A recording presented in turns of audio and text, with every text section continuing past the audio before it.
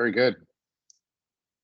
So good day, everybody, and welcome to our Lunch and Learn Waterpower Innovation Council webinar featuring Kurt Jotty from the Tennessee Valley Authority, who will be speaking to us today concerning tips on accelerating change to meet the future needs of the TVA hydro power system. So very exciting talk, and very thankful that Kurt agreed to support us here this afternoon. So Kurt is the Senior Manager of Operational Research and Support at TVA. In this talk, Kurt will provide lessons learned through a series of innovation projects in hydropower. These lessons will be applied to the challenges facing our hydro systems currently. Kurt will outline the strategy and tactics that TVA Hydro is using to provide more flexibility to a future grid and considerable non-dispatchable generation. Girl, Kurt is a licensed engineer who has led the solution development of several thorny issues within the TVA river management system. During his time in TVA river management, Kurt led the modernization of TVA's maximum flood calculations, river forecast system overhaul, creation of a probabilistic flood hazard system, and several other technical projects. Now he leads TVA's R&D group, focusing on a wider set of issues, but continuing a strong focus on hydropower. And just before I turn it over to Kurt, I'll drop in the call chat here in just a couple seconds. But there is a Department of Energy WPTO informational webinar tomorrow at 2:30 Eastern to discuss a recently announced funding opportunity surrounding the need to increase hydropower's flexibility. So it's a $9.5 million funding opportunity, and I'll put the link, like I said, in some details in the chat here. So with all that said, Kurt, thank you so much. We've had the opportunity here to know each other for some time now. Always a pleasure speaking with you, working with you, and thanks again for helping us and stepping up here to share your views and thoughts over the next hour. So over to you. Good. Thanks, Chris. I really appreciate the opportunity. What a pleasure to be able to come and talk to some folks from the hydropower community. That's where I come from, and that's where my heart is. Although, as Chris said, I'm leading TVA's overall R&D group now. So I am also noticing on the attendees list popping in a bunch of the people who actually did a lot of the work on the projects that I'll be presenting. So as those come up, I may even toss some hard questions their way, if any come up. Excuse the Winnie the Pooh quote. I've got a 2.5-year-old baby girl at home, so Winnie the Pooh is a big part of my life. But what we're going to talk about is where TVA's come from and where we're going. And some of the lessons that I've learned the hard way doing innovation in the hydro sector and other places. And then finally, I'd like to talk at the end. Hopefully we'll have some time to see how we might work together in the future, always looking for good partners. But first, the lessons learned. Quote here from someone I look up to very much about humility. And one of the first things I think that bears saying is that it's really hard to be an innovator if you're a prideful person, because you'll be stubbing your toe all the time and making a fool out of yourself. Something which I've done many times and may even do on this call. We'll see. Because I find that failure is the best teacher. Here you can see what percentage of things you'll remember. If you get a lecture, you probably won't remember much. If you read something, you may have a 10% recall of it later. If you discuss it, maybe you have a 50% recall, right? But the thing that we're going to talk about today is something you never forget, which is failures. So I'm going to talk a little bit about some things I learned through failing, and then after a while, through the help of my friends, things we were able to get through and what we learned from it. So first, learning from failures.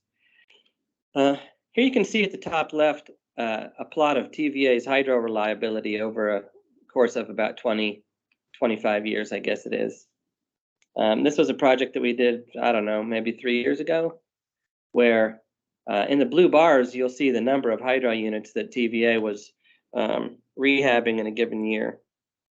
And maybe it's obvious, but we started doing less rehabs and our availability started going down, but not till about a decade later. So there was a lot of consternation in the agency and a lot of talk from the hydro fleet about, hey, we need to increase this funding again.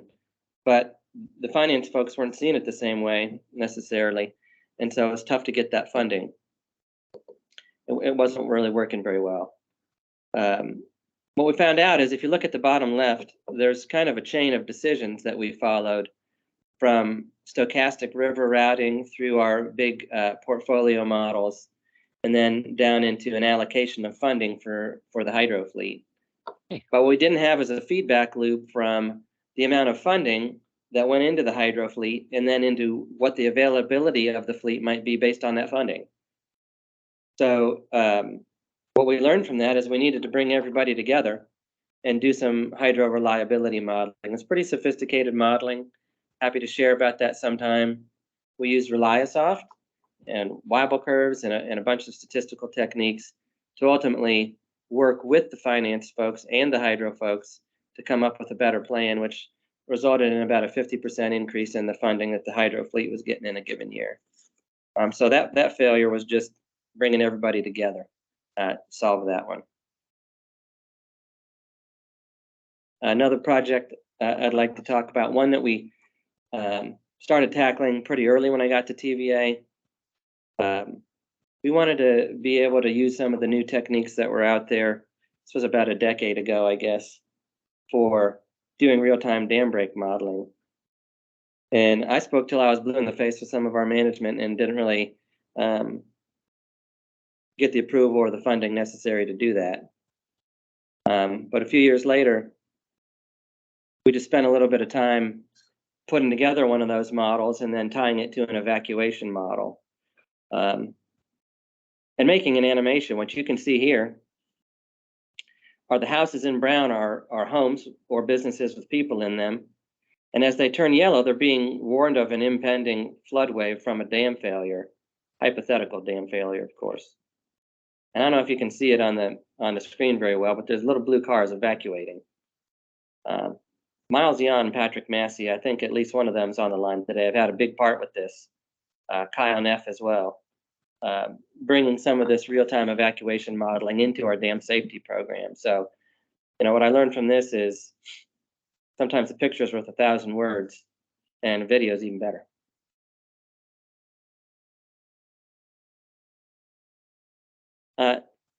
Another project that we learned from was in our dam safety program also, we had a probable maximum flood that we designed a lot of dams to. And people are always coming to us saying, well, what's the likelihood of the PMF? And we always say, I don't know. Let me think about that. So we came up with a plan to extend our understanding of flood likelihood much deeper into the rare, very rare category. It looked like a couple $1 million worth of work, but we never could get anybody to pull the trigger on that. But what happened a few years later was that our dam safety program went to a risk-informed decision-making paradigm. And in that kind of paradigm, you don't just look at the PMF, but you look at the likelihood of various size floods. Well, at that point, the likelihood of those floods was extremely influential in very expensive dam safety decisions. So we had all the leverage we needed to go ahead and pull the trigger on that project. The way that system works is you think about likelihoods. So what's the likelihood of the water getting to a given level at a dam? What's the likelihood of a dam failing based on that water level? And then what are the consequences? So where we were at the time, having only 100 years of record, is we knew that we'd never even gotten to the Morning Glory spillway here at this dam that we're looking at. But the PMF was 45 feet above that. significantly overtopping the dam, which would be a very large problem from a dam safety perspective. So what we did is pulled together a bunch of very sophisticated precipitation frequency, storm scaling, modeling effort to build a probabilistic flood hazard system, which is in operation to this day, run by Miles Yaw, and with a lot of help from Kyle Neff. What we were able to do through that is model what the likelihood of various pool elevations was, showing that in this case, we probably didn't need to raise that dam because it's extremely unlikely. But that $5 million spend was only justified through that significant amount of leverage in much larger dam safety projects. Another thing that we learned over the years is we don't always trust the model. Sometimes you need to verify, right? So if you look at this curve, there's a certain uncertainty bound there, which can get quite large in a lot of situations because these models are uncertain, the inputs are uncertain, and you're extrapolating pretty far. So what we wanted to do was get some physical evidence to back that up. And what we moved towards is what's called paleo flood investigations. You see in the bottom left, when a big flood comes up, you've got a lot of sediment in the water, which when the water recedes is left on the landscape. So if you look in places like caves up on the riverbanks and things like that, you can find evidence of these floods and then date them, look at their elevation and figure out the flows. So once again, Miles Yaw and some good geologists that we know went out and found these deposits, dated them, and were able to reduce our uncertainty on our flood likelihood significantly, as you can see from the figure at the right, making a huge impact on how confident we can be about our dam safety decisions. So not always trusting the models, something we learned also. Next thing I'd like to talk about is not reinventing the wheel. It's always easy to think that you're the only one with a certain problem and you need to fix it yourself. But the power of a place like NHA and its Innovation Council is you can talk with each other and see what other people have done. And frankly, you can learn from them. Yep. What's that? Oh, sorry, I got some background noise, I guess. I'll mute him, Kurt. Keep going. Sorry about that. Yeah. Oh, good. In one case, we wanted to build a better rainfall estimator for how much rainfall is hitting the ground. And we started doing all kinds of custom code ourselves and coding up a program. That didn't work very well. We kind of got lost in the weeds after a year or two. Then we decided, well, let's learn what other people are doing and let's use ArcGIS. And we got that to work pretty well. It worked decently, and we were starting to think about putting that in production until we visited one of our peers over at BPA, and they were using this new software called DelFuse. And they already had the whole thing built. So we ended up just borrowing that and moving forward with DelFuse. I think Gabe Miller and Nathan Barber are on the line. They were a big part of that forecast center modernization project. So we just took what they already did. So after we did this rainfall estimator, we said, hey, look at all this great stuff we can do with DelFuse. We can make our river forecast significantly better. Look at all these different ways we can improve the accuracy of the forecast, how we communicate, all these different things. So I took it to a TVA project approval board and was real excited about it. My executive was there to help support, and everybody around the room kind of after the presentation was like looking at me like I was an alien, because here's this nerd talking about all this math stuff and we're trying to talk about transformers and breakers and, you know, hydro runners and stuff like that. We don't do that, right? So we didn't get the funding based on pitching this as a great improvement. It wasn't in their risk tolerance. So what I've learned over the years is hydro industry can be pretty risk averse, right? And for good reason. Nobody remembers the thousands and thousands of days that you did everything right. They remember the one day when the power went off, or the one day when the flood happened, right? And so we've got a pretty risk averse industry. So what we ended up doing is, rather than pitching this forecast center upgrade as some great advancement, we pitched it as a risk mitigation. And that risk was a lot of the baby boomers who had written the original code were retiring en masse. And so we had a significant risk that nobody would actually know how to run the system, which we had written completely ourselves. So when we pitched it as a risk mitigation, we were able to get the funding for the project and move forward. And frankly, the project was fantastically successful, probably the project I'm most proud of in my career, actually. And we got all those additional benefits for free, but it was the risk mitigation that sold it. And as we got started in the RFC project, we did have some struggles in that we had a bunch of people who knew how to run a river. We had a bunch of new IT folks, but we didn't have folks who really knew how to bridge that gap. And we're trying to jump back and forth, but it was really difficult. So what I learned from that is, don't try and jump back and forth over that gap all the time. See how you can bridge it, maybe. So we brought in 3 or 4 people that could bridge that gap. They could both run a river, understand hydrology, and that sort of thing, and code at the same time. I believe I saw that Gabe Miller and Nathan Barber are on the line. There's 2 or 3 other people we brought in as well that were able to speak both languages and serve as a bridging function. And that made all the difference to that project.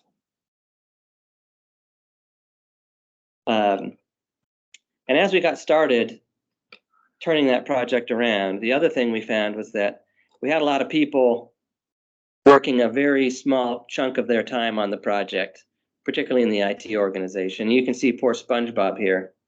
He's trying to do too many things at once.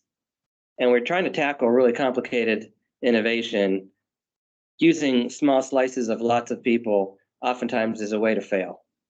So we found is taking 4 or 5 people and really dedicating them solely to the project made the difference,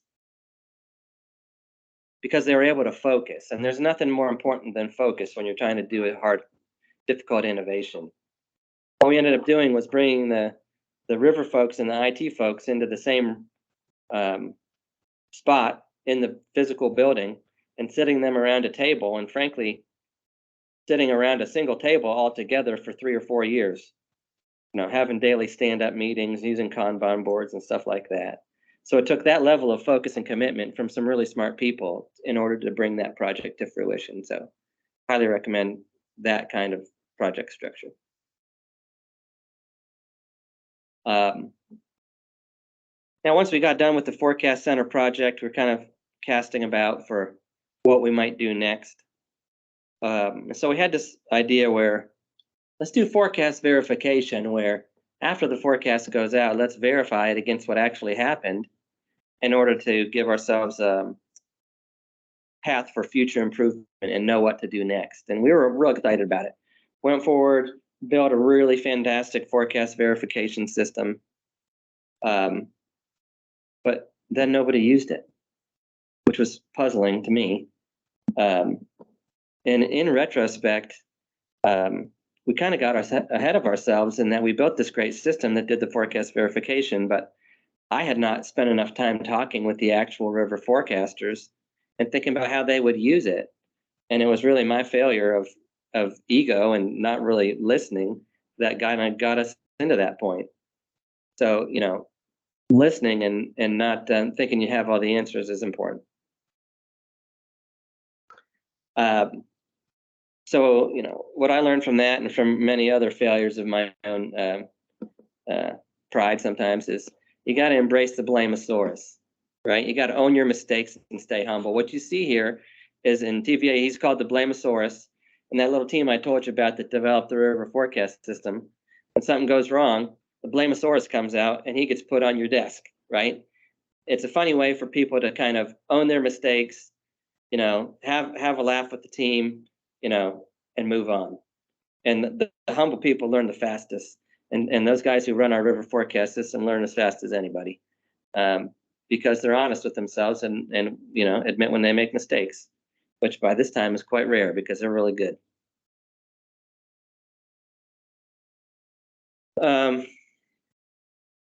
Another topic that folks might be interested in, we could partner, any of these topics, I'd love to talk more deeply with anybody who wants, but TVA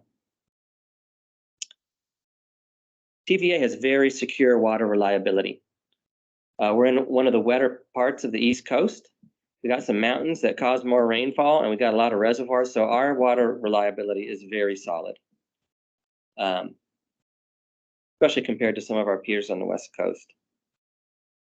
Once again, people are asking us, what's the likelihood, not of a flood, but of a drought? And we looked at all the statistics, and even in 100 years of record, we couldn't really find that you would have hardly any droughts where somebody wouldn't get the water to their municipal utility. So we didn't really know what to do with that and started casting about and reading. And one thing I've learned over the years is you really have to be a wide reader in order to move innovation very much, because you'd be surprised where good ideas come from. And, your output is never going to be very good if your input is not good. So if you're inputting a lot of good ideas through wide reading, you'll be much more effective. So the place we just serendipitously came across some reading to help us with this water reliability issue was, I had a layover in Atlanta one time, so I'd heard about this National Archive in Atlanta where TVA had sent its records from the beginning of time. On the left, you can see a picture of the actual stacks in that National Archive. So I just went there and spent a day in between flights and asked the archivist to bring out everything she had on the early days of TVA hydrology. Fascinating stuff. If you ever want to read a great tale, read about how TVA invented integrated river basin management. It's fascinating. But anyway, one of the things that came out was that there was a woman in the early days of TVA in the 30s who was doing dendrochronology, right? Sampling tree rings to look at rain and drought patterns. And I had never heard of dendrochronology in my life, but going back with that information, I called up and learned about it. And lo and behold, the University of Tennessee had the exact samples that Florence had taken 80 some years before. And so we were able to do a study with several partners to do a tree ring analysis of the valley, do a bunch of statistics and modeling and that sort of thing to come up with what is the reliability of our water supply. And by having, over 1,000 years of record instead of 100, we were able to really dial in on that a lot better. I think I saw Jonathan Quebman from RTI on the line, and RTI had a big hand in that also. So, a little bit of reading did the job there. So moving on from that, I don't know, 4 or 5 years ago now, there really started to be a lot of wave of people talking about AI. And there was a lot of buzz around the forecaster community about AI inflow forecasting. And people starting to make claims that AI inflow forecasting could beat the models that were prevalent in the industry, in the ones that TVA used. And a lot of consternation. So what I said was, hey, TVA, let's just go ahead and kick the tires on one of these. Let's go do an AI inflow forecast. And a lot of our peers were starting to do the same thing, but not getting a lot of traction because it seemed like snake oil, right? And you can't expect everyone to take your word for it. So we did with a bunch of partners. I see Bruno Benedetti's on the line, but with a bunch of partners in a somewhat similar industry group, we got together and picked 19 sites across North America, and we competed in an AI inflow forecast technology against the technology in effect, both at the hydro operators, the National Weather Service, some places in Canada, and we ran it for a whole year live.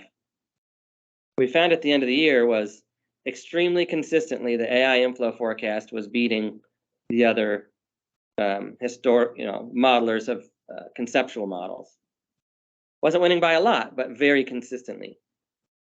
And so having that kind of proof in the pudding, several of these agencies have been able to move forward with AI inflow forecast projects. TVA has yet to do so because of some IT roadblocks, but I hope we can get past those pretty soon, and I don't want to go into IT roadblocks. So having that benchmarking data was very impactful. So just to wrap up, over the years at TVA, I have been blessed to work with some extremely brilliant people and hardworking people, and learned a lot through my own failures. But it's really been a pleasure, and I hope you all can take something from that. But on a more focused note, if anybody ever wants to talk about any of these topics, give me a call, shoot me up an email, and we'll talk, because these are projects where TVA has taken a fairly leadership position in some of these things, and we'd love to talk anytime. But enough about looking backward. Want to look forward a little bit. So what are we doing now in hydro? Most of these projects you see here were done while I was in river management. In the last couple of years, I've been in TVA's R&D organization, now leading the R&D aspect. And what are we doing now in hydro? Well, the first thing I started working on, even before I came to the R&D organization, was hydro flexibility. We could see it coming on the West Coast. A lot of our peers were getting a lot of solar penetration, and it was kind of wreaking havoc on the hydro fleets there. Having to ramp up and down all the time, having weird pricing signals, negative pricing, wear and tear on the units, and a lot of different stuff. So I started sounding the signal on that 4 or 5 years ago, and frankly, didn't get any traction. TVA, as you all know, there's always 1,000 problems to take care of in a big, complicated organization, and it just didn't rise to the level of needing work done right away. And it's hard to wait. But a little patience and diligence move mountains, as William Penn said right here. And eventually that door swung open. Kind of looking back on a lot of the innovations I've been a part of, what usually happens, instead of that door sort of slowly opening as time progresses, what I've found is oftentimes you'll kind of be a voice in the wilderness for 5 or 10 years. And then all of a sudden, a lot of the other folks will come along right quick and want that answer yesterday. So, what I learned is to just have patience, and the timing is just as important as the idea. And having a good sense for when is the right time to strike on different ideas is very important. So what happened for TVA was we started putting a lot of solar in our asset plan. And then folks were starting to recognize that the existing fleet was going to have to do a lot of balancing to balance out the solar. And, I had since I came to TVA, I advocated for us to go after a new pump storage project. But once we saw what was happening here, we were able to look into the modeling, talk to a bunch of the executives, and justify a study to find a new pump storage project. And TVA has done just that. We're moving after pump storage.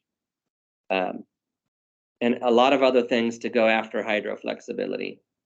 So in pump storage, we down selected to 3 sites, and we're currently doing a NEPA study and doing a bunch of drilling and early design on that pump storage.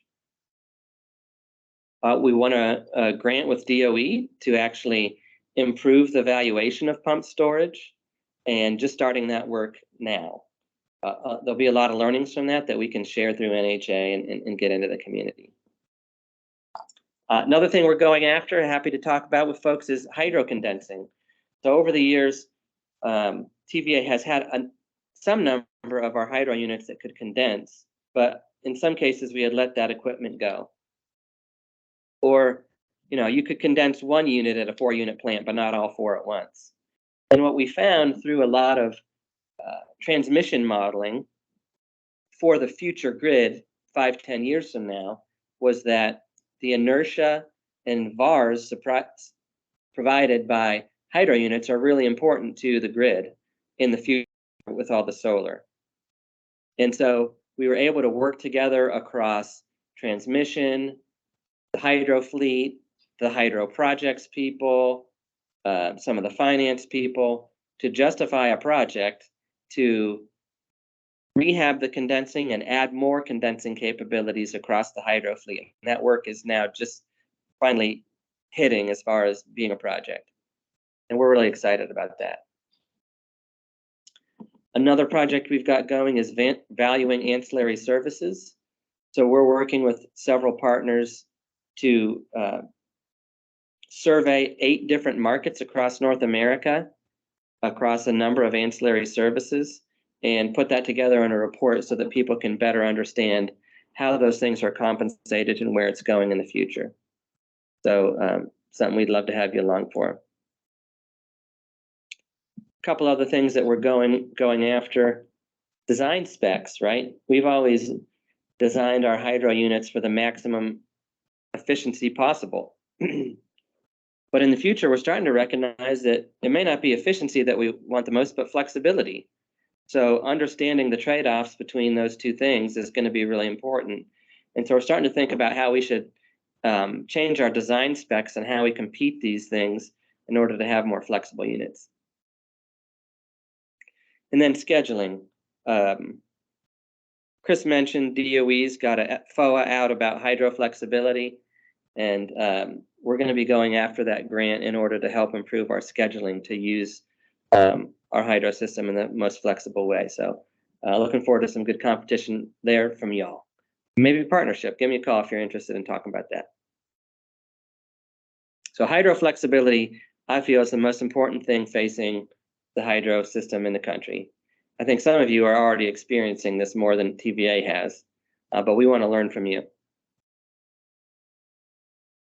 One other thing I find to be very compelling from an innovation perspective is strengthening the supply chain.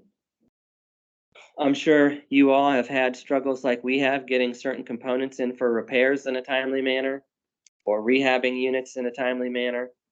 So TVA is considering bringing more work in-house. So we have installed some additive manufacturing inside some of our existing mills. Down at the bottom, you can see some outputs from that. On the right, those are out of order, look at that. On the right, we've taken a poppet valve out of a gas plant, milled it down, and then welded on some repair. And then on the left, you can see where we've milled that back off. So that's going well. We're creating a test loop at one of our gas plants to put some additively manufactured components up against some pressure and temperature, testing them out, and working on certifying these new components inside the various boiler codes and things along those lines, so that we can use them in critical applications. And we're pursuing the next size up of equipment of additive manufacturing with 6-axis robot arms that can lay down something like 100 pounds an hour, and larger components, maybe up to 6 or 8 feet, cube. And that's going well. A lot of opportunity here, and I think the confluence of supply chain issues and advanced manufacturing are opening up a very lucrative and interesting opportunity for folks. I know Aaron Foraker spoke last time, and I know Bureau of Reclamation is leaning into this as well. We need to compare notes sometime. Then climate change. So I think I saw Patrick Massey on the line. One thing that we've done over the last couple of years with DOE and WPTO is do a study looking at future climate scenarios, modeling those climate scenarios down through temperature and rainfall, then hydrology, then river routing, to see at the end of the day what's the likelihood of our benefits changing? Benefits like flood reduction, hydropower, water quality, recreation, water supply, the main benefits that TVA provides to the valley. What happens? The scientific work is done, and now we're starting to put together some public stakeholder materials. But the punchline there is some things actually get a little better. There's a little more water, so you make a little more hydropower. It's a little easier to keep the lakes up in the summer. But some things get a little worse. Right, the water is warmer, so it's a little more likely you're going to trip off some nuclear plants because of temperature concerns. And it's a little more likely that you're going to have some flooding issues. So thinking through how best to communicate that and how best to respond to that in a very uncertain environment is something that we're leaning into. And so if anybody's got advice on that, love to compare notes. And then the river system is impacted by climate change, but to some small degree, it can actually impact climate change. So again, we're working with DOE. Some folks out of Oak Ridge National Lab are actually running around in boats, sampling the flux of greenhouse gases into and out of our reservoirs. It's a really complicated phenomenon. You've got to be at the right place at the right time to capture, especially when things like lakes turn over in the spring and the fall and things like that. So looking at that, because there's been some discussion in the NGO community about just what is the greenhouse gas impact of reservoirs, and we want a good science-based way to respond to that. So a lot of good work going on there. Happy to compare notes on that. Another area we're leaning into in R&D is pests. So TVA has 2 river pests right now that are giving us fits. One is eelgrass. If eelgrass grows in its natural environment, it's a pretty great thing. But when it becomes invasive and becomes a hybrid, it has taken over certain reservoirs in the TVA system, and giant rafts of eelgrass will detach and then clog up our dams and nuclear plants.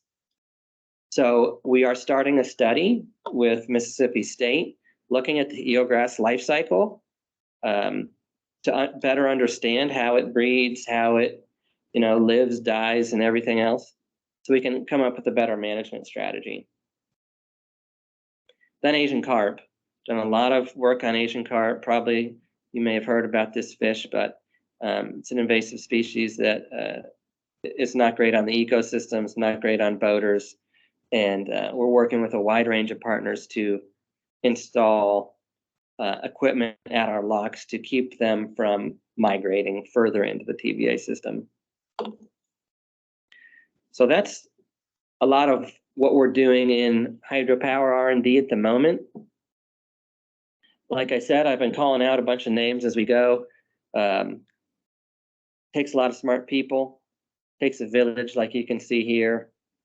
Everybody from consultants, national labs, universities, startups, NHA, people like that.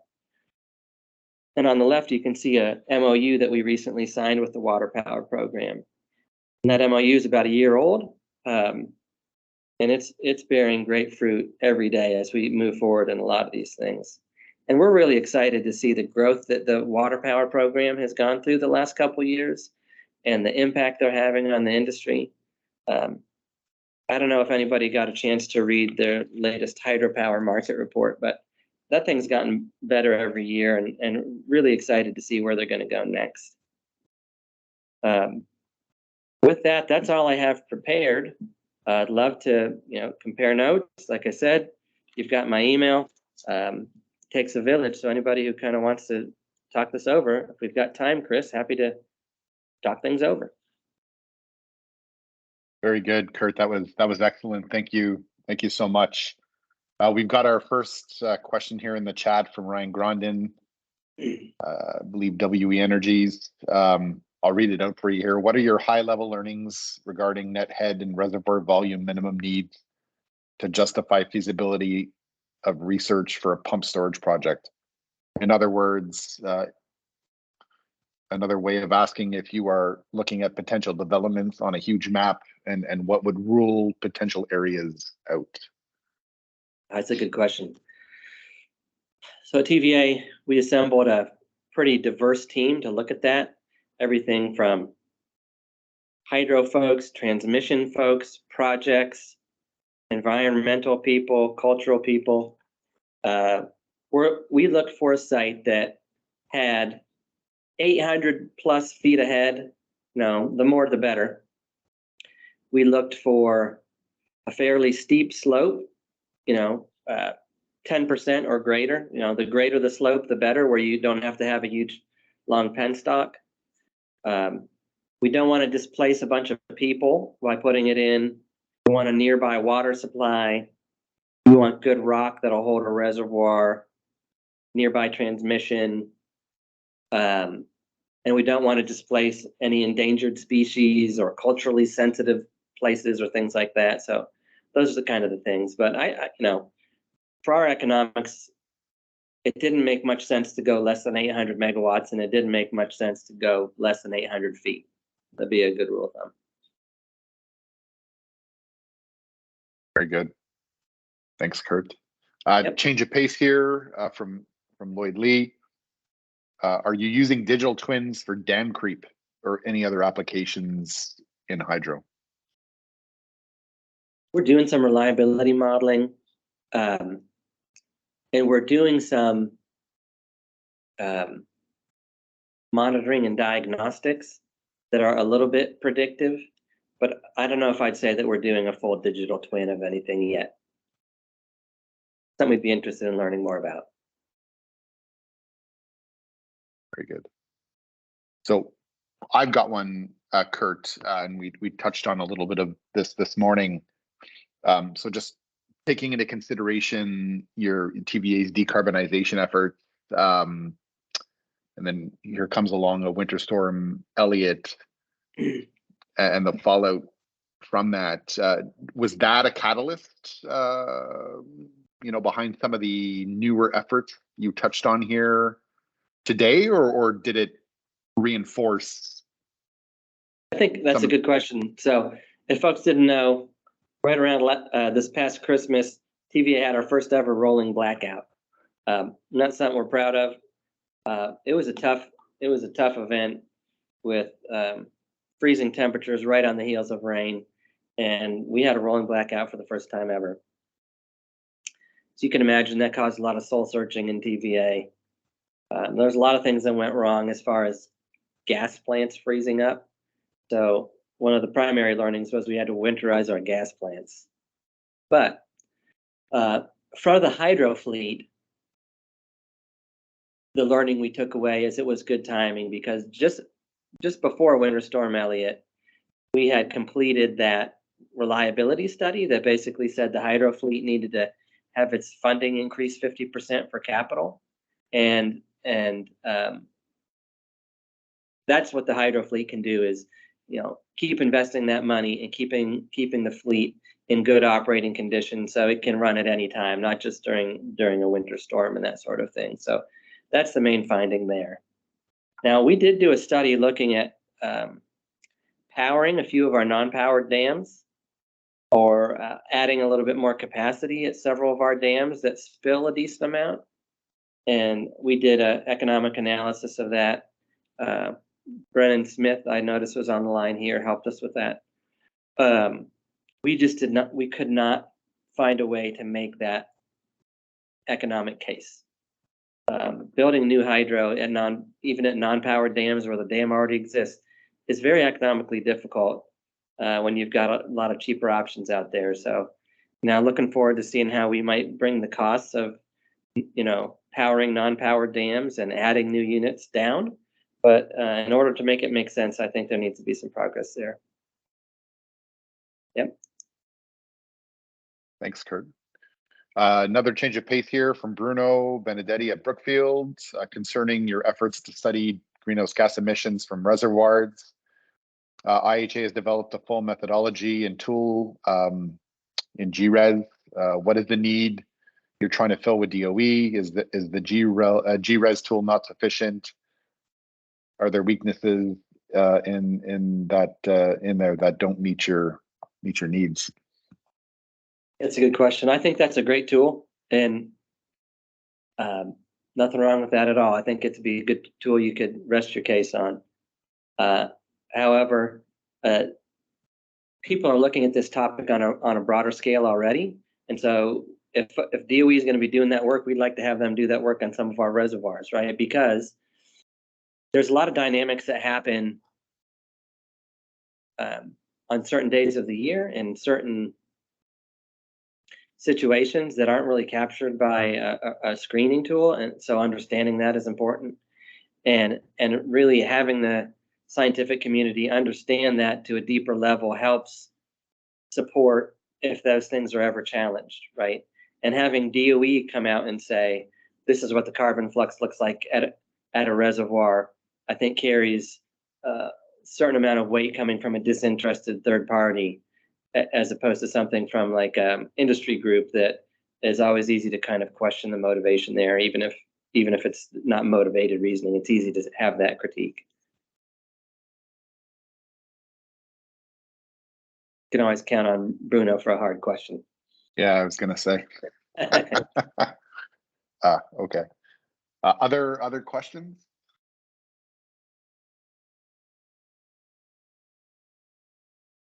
There you go. Got another one here. So do you incorporate downscaled climate data into your forecasting, long-term analysis? And then two, how are greater than 100 years river flow data simulated to forecast, short-term analysis in brackets? And do you validate to some degree century-old data? Okay. Yeah. Good questions. Gabe Miller and Nathan Barber on the line, so jump in if I say anything wrong. TVA does not utilize interannual storages like some of our Western partners, right? We turn our reservoirs over fairly quickly, and so our forecast period is about 10 days, and we don't do a whole lot outside of 10 days because the picture changes so much in those 10 days. And because we've got a shorter forecast period, we don't use a whole lot of like climate normalized data. We just use the forecast that comes to us from the Weather Service primarily. The place where we do some longer term forecasting is in like our 20-year power supply plans and things like that. And generally, the first 3 to 6 months of that is going to be conditioned based on the situation in the current regime. But the last, primarily 20 years of that are going to be based on climate normals. So as an outcome of our climate change study, we're going to be reevaluating whether we need to shorten our record. Some of our peers, I've heard, have shortened their record to 30 or 50 years, essentially lopping off the oldest stuff and having it be a little bit more real time as far as that moving forward. You lose a little statistical power, but you gain a little bit of recency. So something we've got to think of, and we have not made a decision there yet.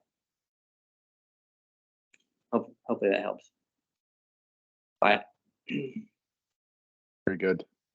Couple more here. How much does climate change affect the underground water aquifer? And does vegetation and trees have any effect on conserving underground water? That's a good question. So with climate change in our region, I can't speak for other regions, two things happen. The temperature goes up and the rainfall goes up, right? Now, whether the temperature goes up enough to evaporate off all of that increased moisture is the question, right? And the modeling that we've done to date has kind of shown that at least some portion of that goes to increased runoff. Now, if you're talking about like not just soil, but deep underground aquifers, I do not know. I'm sure some experts know that, but I think it would depend on the basin you're in, and not something I've researched.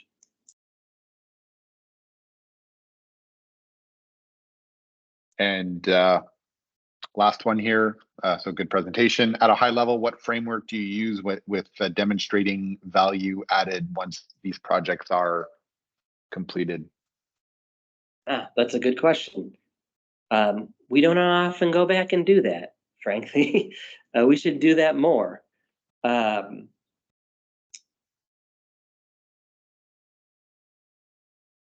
Yeah, some of these you can look at dam safety, decisions improved to save, save lives. I mean, we haven't had a dam safety incident, so, it's only theoretical lives you're talking about. And in the forecast center type work, you don't have a null hypothesis, right? We don't run the river the old way and the new way and then see how they compare. So having that sort of null hypothesis is hard to track a lot of times. So generally it's more qualitative oftentimes with these things. Now, the things that are more quantitative often are places where you're saving money, right? If you can do a new process to better optimize your maintenance and not have to spend as much additional money, then that's always good. And that's a good way to justify projects. But what I found oftentimes is once you've saved the money, it's real easy for finance folks to want to sweep that money up into the bigger organization. And the folks that did the hard work to save the money would rather keep that inside the organization. So allocating how the benefits of money saving projects get allocated is something you have to think about politically. Good questions. And one more here, back to pump storage. Do you consider valuation of voltage regulations and frequency adjustment and other advantages of pump storage in your analysis? Yeah, good one. So TVA is not in a market, right? We are the load serving entity and the balancing authority in our region. So we don't have a price signal coming from outside of TVA. And so what we've got to do is use an avoided cost method. And the thing with voltage regulation and frequency adjustment and stuff like that is in the current regime, just by building gas plants and coal plants and nuclear plants and stuff like that, you get inertia and voltage regulation and frequency regulation, stuff like that for free, just as a side effect of capacity and energy. But in the future system, when there's a lot of solar, the value of those things is going to be significant because in certain times of year, spring and fall primarily, you may really turn down your gas plants and your coal plants may be retired in the future so that you have a lot of solar. And so you may not have enough inertia or VAR support. So we're trying to get better at that valuation, and that's what we're working with the DOE on presently. One way that we've been able to value it very concretely is we did the new pump storage project. I asked the transmission modelers to look 10 years in the future with all the solar and the coal retired and stuff. And we found is for certain hours of the year, the grid was much less stable. And in order to provide the stability, we would have to build, say, $400 million of synchronous condensers. Now, putting in a new pump storage plant with a single speed unit, that unit, when there was a grid disturbance, would trip unless you had these synchronous condensers. So what we found with the help of HDR, our consultant on this, and GE and Voith both had a hand in this, looking at it. If you went with a new asynchronous unit, variable speed unit, they ride through faults much more easily. And by going to a variable speed unit, we could avoid a couple $100 million of synchronous condensers. And then all the additional benefits about ramping faster and being more efficient and everything would come for free. So that's how we put a value on that. It was that avoided investment in synchronous condensers. Now, as I've said, we're doing work with DOE on valuation, and we're doing a study across 8 markets in North America to look at ancillary services valuation. So I expect within 18 months to have a much better answer than that. So maybe we can talk in 18 months. Very good. Okay, so I've got 2 minutes to the top of the hour here. So I think this is a great place to bring things to a conclusion. just want to say another big thanks to Kurt. That was great. A lot of good engagement, great attendance, and great presentation. So much appreciated. Good, anytime. Like I said, give me a call. You ever want to talk hydro innovation, folks? Good seeing you. Very good. Thanks again, Kurt, and thanks to the audience here. Great participation. Thanks for turning out. Much appreciated. Have a great day. Yeah. All the best.